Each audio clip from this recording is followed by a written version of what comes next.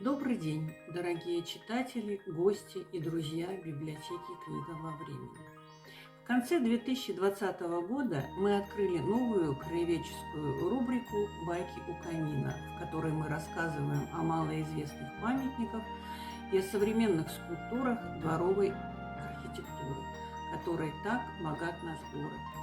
В первом выпуске этого года мы начали рассказ о сказочных котах. Сегодняшний выпуск будет продолжением начатой темы.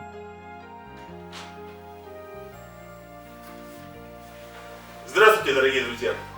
Мы продолжаем наши встречи в библиотеке «Книга во времени» и продолжаем наши байки у камина.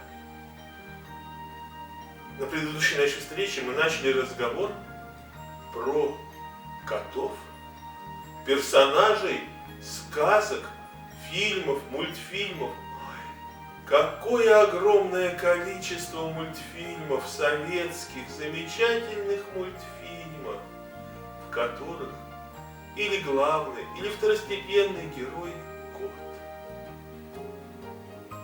И вот про одного такого кота я сегодня обязательно должен рассказать. Дело в том, что мы его знаем все, а вот он свой облик обрел не сразу. Я говорю про кота Матроскина. Дело в том, что редкий случай, когда первая экранизация произведения произошла за 2 года до того, как вышла сама книга. С котом Матроскиным, дядей Федором и прочими персонажами этой сказки Эдуарда Николаевича Успенского вышло именно так. В 1972 году выходит диафильм «Дядя Федор, пес и кот». И только в 1974 году выходит книга. Причем и в диафильме, и в иллюстрациях книги все герои выглядят совершенно не так, как мы их привыкли видеть. Посмотрите, вот так вот выглядел кот Матроскин и дядя Федор в диафильме. А вот перед вами обложка первого выпуска книги «Дядя Федор, пес и кот». И здесь они совершенно другие. В 1975 году выходит мультфильм. Но это совсем не тот мультфильм. Это первый мультфильм, где опять же герои выглядят совершенно по-другому. Этот мультфильм как-то прошел незамеченным. Он не вызвал такой бурной реакции, такого восторга зрителей. И вот, наконец, дядя Федор, Матроскин, Шарик, почтальон Печкин и другие герои обретают свой истинный облик. Тот, в котором мы их привыкли видеть на сегодняшний день. Хотя, честно говоря, дядя Федор от серии к серии меняется. Ну, взрослеет, видимо. Недавно вышел целый цикл мультфильмов продолжения дяди Федора. Но, честно говоря, мне он не понравился, честно вам скажу. Не те эти уже герои, но тем не менее цикл продолжается. А, кстати, и цикл книг не заканчивается теми советскими мультфильмами, к которым мы привыкли. Есть очень много книг и про тетю дяди Федора, и про любимую девушку дядя Федора, про первую его любовь. Приходите к нам в библиотеку «Книга во времени», берите книги, читайте эти замечательные рассказы. Ну а сейчас мы с вами отправляемся на поиски памятников, скульптур героям сказки о Простоквашино. И где же мы их можем встретить? Да, конечно, в Простоквашино. Так называется один из районов города Колпино под Ленинградом. Именно там установлен, наверное, первый памятник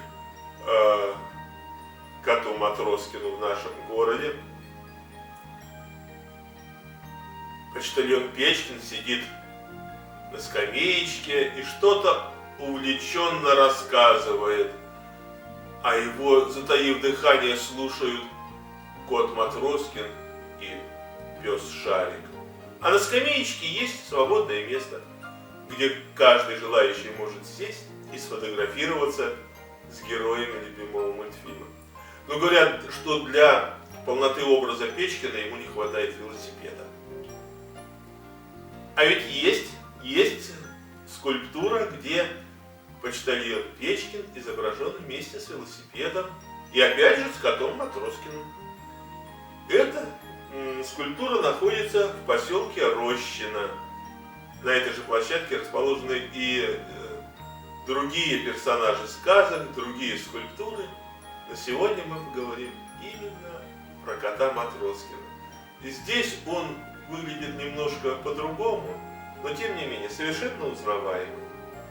И абсолютно узнаваемый, точная копия мультипликационного кота Матроскина с коринкой молока или сметаны, не знаю, наверное, все-таки молока.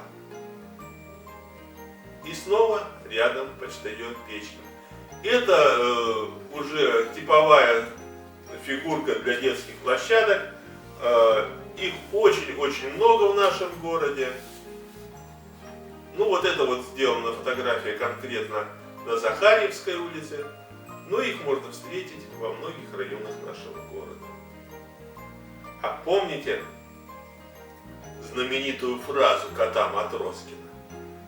Совместный труд для моей пользы он объединяет.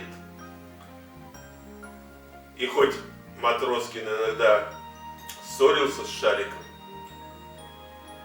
но тем не менее, все-таки они друзья и жили дружно.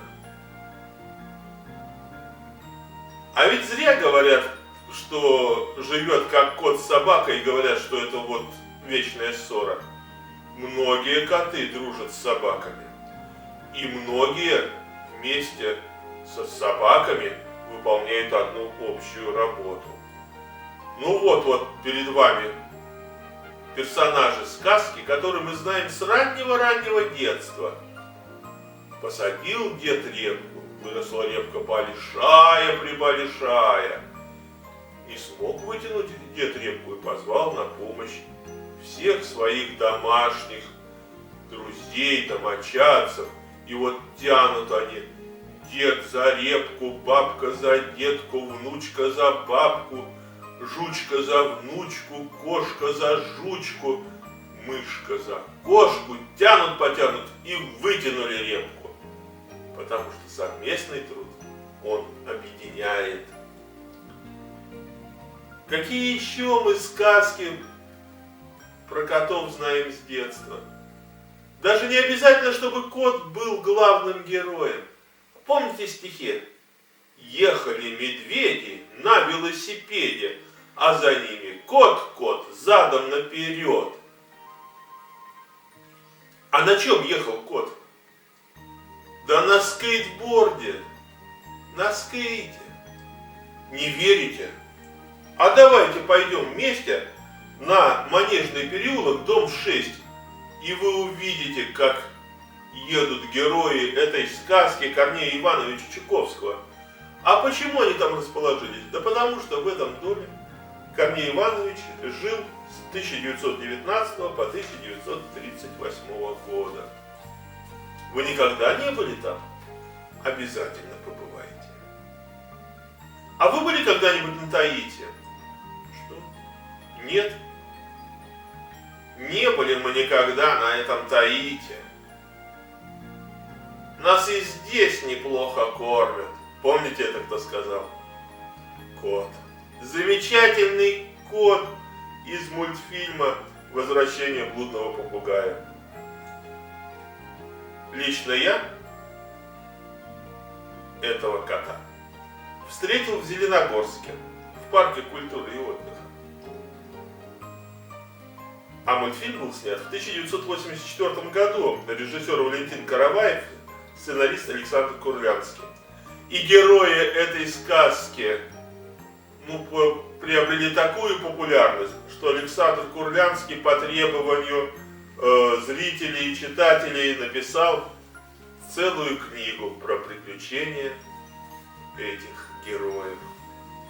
Практически в каждой серии появляется этот замечательный кот. А согласитесь, мы с ним друг на друга чем-то похожи. А почему? Да потому что мы не любим ссориться, мы любим мирную жизнь. Ребята, давайте жить дружно. Чьи это слова? Невозможно спутать. Кота Леопольда. Цикл мультфильмов, который снимался с 1975 года по 1987 год по мотивам книг Леонтия Баталова. Кстати, в этих книгах есть точный адрес, где жил кот Леопольд.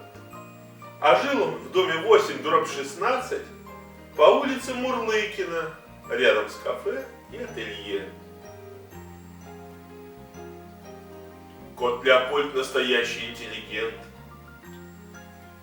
всегда опрятно одетый, всегда вежливый. Он никогда не поднимал голос, он никогда не дрался, кроме одного случая, когда вот эти два озорника, два мышонка уже так его достали, что он вынужден был принять таблетку азверина. Но все равно действие таблетки быстро кончилось, и кот, как всегда, призвал к ответу расшалившихся грызунов и сказал: ребята, давайте жить дружно.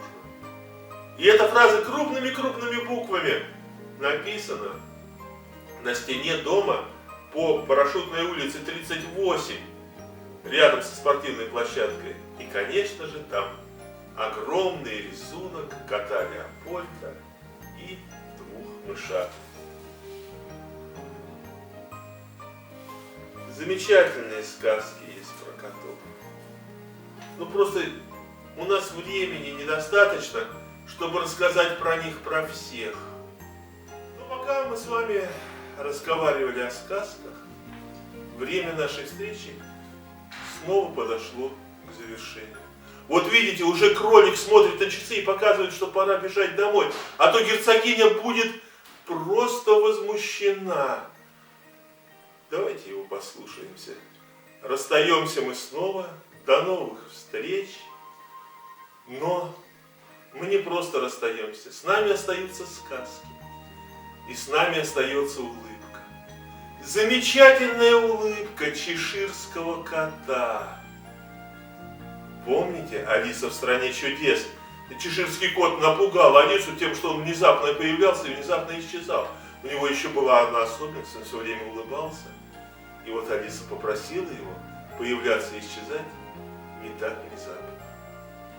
И кот послушался ее. Вначале появлялась его улыбка, а потом уже он сам. И исчезал он также. Сперва растворился сам кот, и в воздухе осталась висеть его улыбка. Пусть с вами всегда остается улыбка. Улыбайтесь. Будьте счастливы. До новых встреч.